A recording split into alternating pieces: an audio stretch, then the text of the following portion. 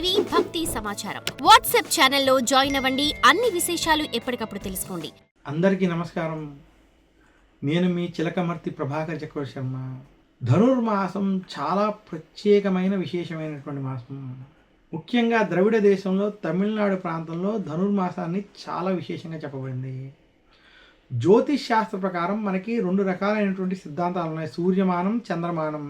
చాంద్రమానం ప్రకారం మనకి మార్గశిర మాసంలోనే ధనుర్మాసం వస్తుంది.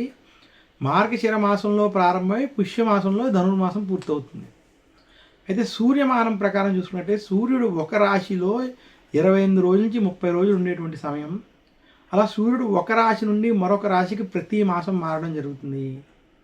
విశేషంగా ఏప్రిల్ 14లో మేషరాశిలో ఉండేటువంటి సూర్యుడు మనకి ధనుర్మాసంలో, అందులోనూ డిసెంబర్ జనవరి సమయంలో సూర్యుడు ఏదైతే ధనురాశిలోకి ప్రవేశిస్తాడో ఈ మాసాన్ని ధనుర్మాసంగా చెప్పబడింది.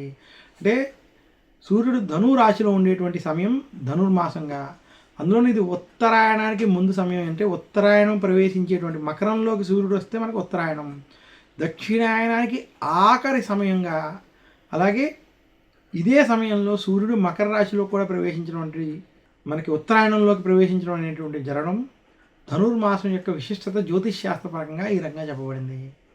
ఇక ధనుర్మాసం యొక్క విశేషం మనకి గోదాదేవి కళ్యాణం వంటి మనం చేస్తాం. అసలు గోదాదేవి మనకి ఆమె యొక్క జీవిత చరిత్రని చూసుకున్నట్లయితే పూర్వం ఒక విష్ణు భక్తుడికి ఆయనకి సంతానం లేకపోవడం వలన గోదాదేవి ఆయన ఇంటిలో తులసి మొక్క వద్ద చంటి పిల్లగా లభించినట్టుగా మనకి పురాణాలు తెలియజేస్తాయి.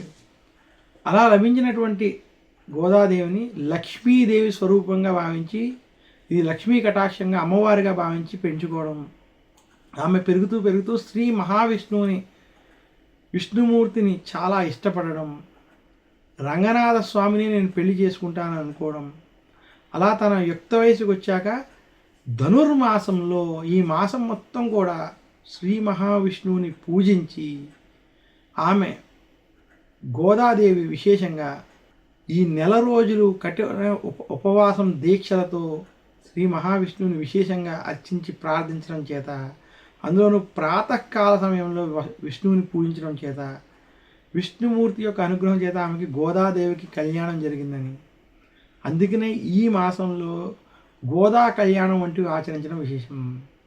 ఇంకా గోదాదేవికి సంబంధించినటువంటి అనేక విషయాలని ఈ మాసంలోనే ప్రతిరోజు తిరుప్పావై వంటివి చేయడం, తిరుప్పావైకి సంబంధించినటువంటి కథలు, తిరుప్పావై ఆవిడ శ్రీ మహావిష్ణువు కోసం రాసినటువంటి తిరుప్పావైని చదువుకోవడం వంటివి చేయడం చేత విష్ణుమూర్తి యొక్క అనుగ్రహం కలుగుతుందని శాస్త్రాలు తెలియజేశాయి.